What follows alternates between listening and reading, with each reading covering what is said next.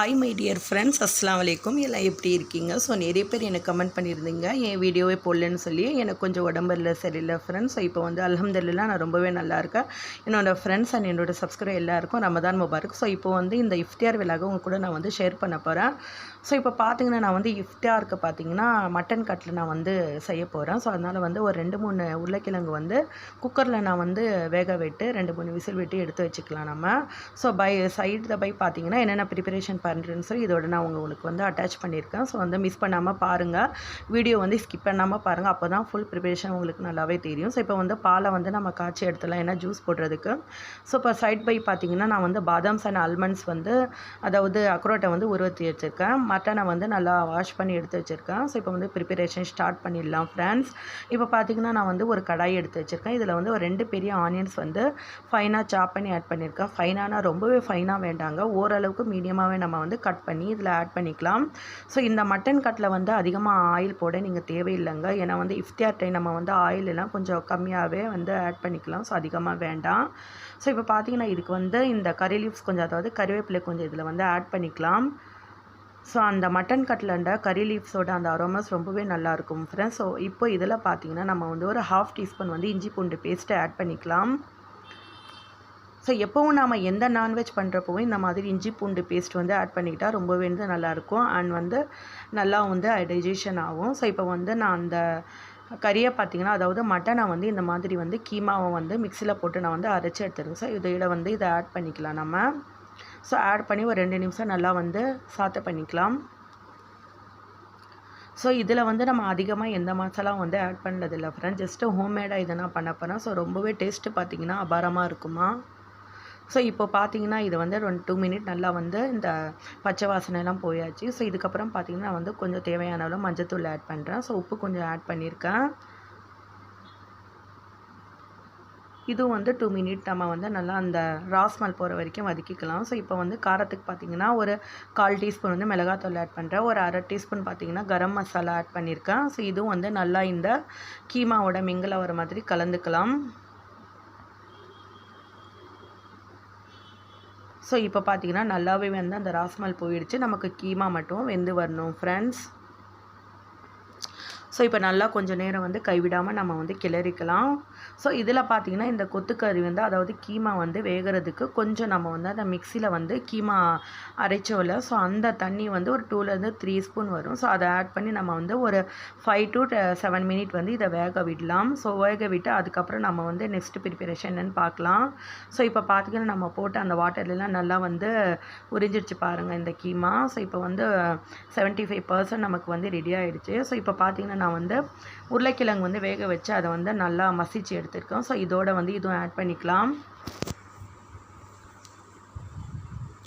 நீங்கள் இந்த கீமா மசாலா தனியாக எடுத்து கூட நீங்கள் உருளைக்கிழங்கு இந்த பேஸ்ட்டை ஆட் பண்ணிக்கலாம். பட் நான் வந்து இந்த மெத்தடில் தான் செய்வேன்.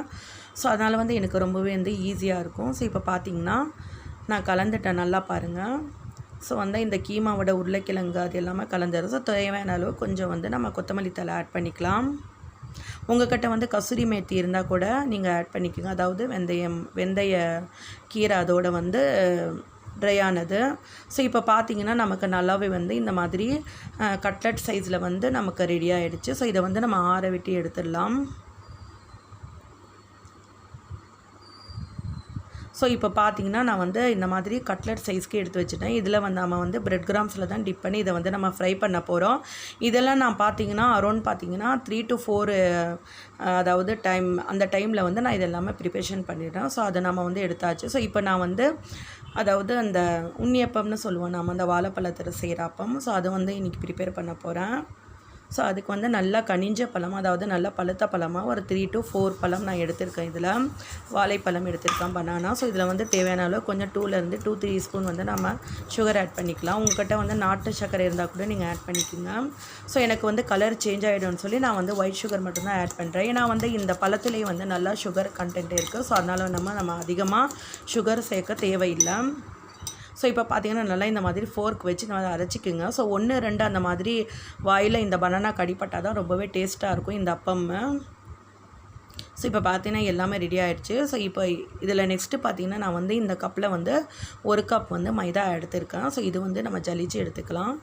ஒரு சின்ன ஒரு கையளவு வந்து ஒரு பிஞ்ச் பார்த்திங்கன்னா நான் இதில் சால்ட் ஆட் பண்ணியிருக்கேன். ஸோ இதுவும் நல்லா வந்து சலிச்சு எடுத்துக்கலாம் நம்ம. ஸோ இந்த இஃப்தியார் டைம் டிஃப்ரெண்ட்டாக நம்ம சில்ட்ரன்ஸ்க்கு செஞ்சு கொடுக்குறது, அவங்களும் வந்து நல்லா ஒரே மாதிரியே நம்ம செஞ்சு கொடுக்காம இந்த மாதிரி வெரைட்டியாக செஞ்சு கொடுக்குறதுனா அவங்களும் வந்து போர் அடிக்க மாட்டாங்க. ஸோ இப்போ பார்த்திங்கன்னா இதில் வந்து ஒரு 2 to 3 ஸ்பூன் நான் வந்து காய்ச்சி ஆற வச்சுனா பால் ஆட் பண்ணுறேன் ஃப்ரெண்ட்ஸ்.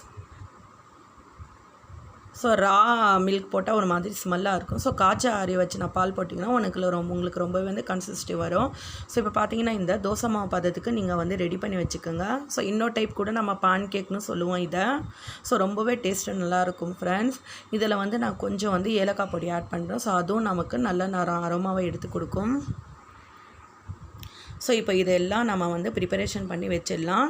ஸோ அரௌண்ட் பார்த்திங்கன்னா 5:30க்கு மேலே அசர் முடிச்சுட்டு அதுக்கப்புறம் நம்ம ஃப்ரை பண்ணலாம். இப்போ பார்த்திங்கன்னா நான் வந்து அசர் முடிச்சிட்டேன், என்னோடய ப்ரேயர் முடிச்சுட்டு இப்போ இதில் வந்து நான் ஃப்ரை பண்ணுறதுக்கு பார்த்திங்கன்னா இந்த அப்பம் உண்ணியப்பம் ஃப்ரை பண்ணுறதுக்கு கடலை எண்ணெய் தான் ரொம்பவே வந்து நல்லா வந்து ஸ்மெல்லாக இருக்கும். உங்கள்கிட்ட கடலை எண்ணெய் அல்லது தேங்காய் எண்ணெய் இருந்துச்சுன்னா நீங்கள் வந்து இதை ஃப்ரை பண்ணுறதுக்கு யூஸ் பண்ணிக்கோங்க. என்கிட்ட தேங்காய் எண்ணெய் இல்லை. ஸோ அதனால் நான் வந்து கடலை எண்ணெயில் தான் நான் வந்து எப்போவும் ஃப்ரை பண்ணுவேன். ஸோ இப்போ வந்து தேவையான அளவு ஆயில் ஆட் பண்ணி நம்ம வந்து இதை டீப் ஃப்ரை பண்ணி எடுத்துக்கலாம். நான் பண்ண இந்த ஐட்டத்துலேயே மட்டன் கட்லர் அதுக்கப்புறம் இந்த அப்பம் தான் ரொம்பவே டேஸ்ட்டாக இருந்தது ஃப்ரெண்ட்ஸ். ஸோ என்னோடய பசங்களோட ஃப்ரெண்ட்ஸும் வீட்டுக்கு வந்திருந்தாங்க இஃப்தாருக்கு. அவங்களும் சாப்பிட்டுட்டு ரொம்ப டேஸ்ட்டாக இருந்துச்சு ஆண்டின்னு சொல்லி சொன்னாங்க. ஸோ கண்டிப்பாக நீங்களும் ட்ரை பண்ணி பாருங்கள். ரொம்பவே ஈஸியானது தான் இது.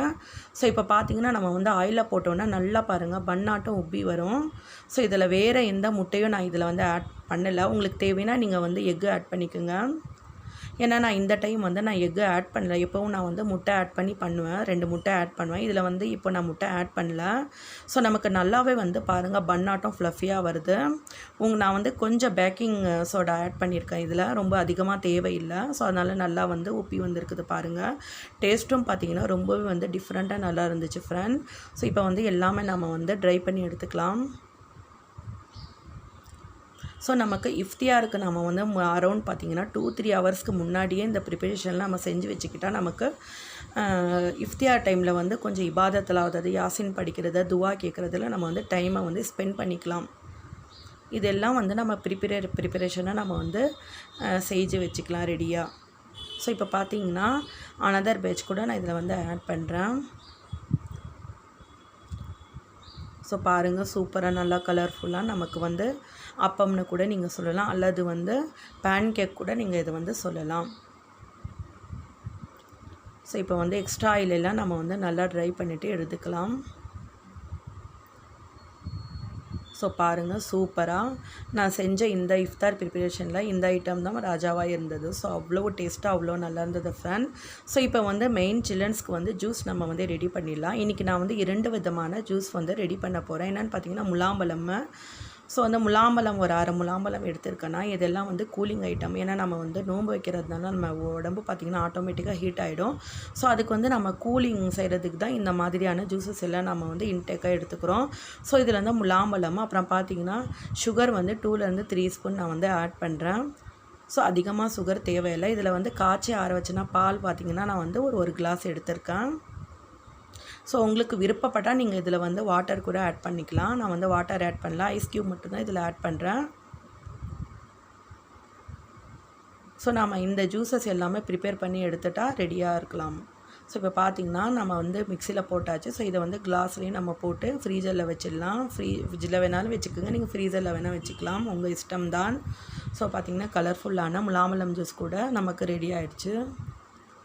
ஸோ நெக்ஸ்ட்டு பார்த்திங்கன்னா ரோஸ் மில்க் நான் வந்து ஆட் பண்ண போகிறேன். ஸோ இதில் வந்து தேவையான அளவு பால் ஆட் பண்ணிக்கிறேன். அப்புறம் ஐஸ் க்யூபு, இதில் பார்த்திங்கன்னா அக்ரோட்டும் பாதாமும் நான் வந்து ஊற வச்சு எடுத்திருக்கேன். ஸோ அதை வந்து மேல் ஸ்கின் வந்து எடுத்துகிட்டு அதுக்கப்புறம் இதில் வந்து நம்ம ஆட் பண்ணிக்கலாம். ஏன்னா அப்போ நம்ம டேஸ்ட்டு பார்த்திங்கன்னா நல்லா ரிச்னஸாக இருக்கும். ஸோ இதில் வந்து ரோஸ் எசன்ஸ் கொஞ்சம் நான் வந்து இது ஹோம்மேட் ரோஸ் எசன் தான் ஃப்ரெண்ட்ஸ். ஸோ நான் வந்து ரொம்ப சீக்கிரமாகவே இந்த ரோஸ் எசன் செய்கிறது எப்படின்னு சொல்லி வீடியோ அப்லோட் பண்ணுறேன். ஸோ இப்போ பார்த்திங்கன்னா இதையும் வந்து மிக்சியில் போட்டு 2 சுற்றி எடுத்துக்கலாம். ஸோ இப்போ பார்த்திங்கன்னா அந்த கிளாஸில் வந்து நம்ம வந்து சர்வ் பண்ணிக்கலாம்.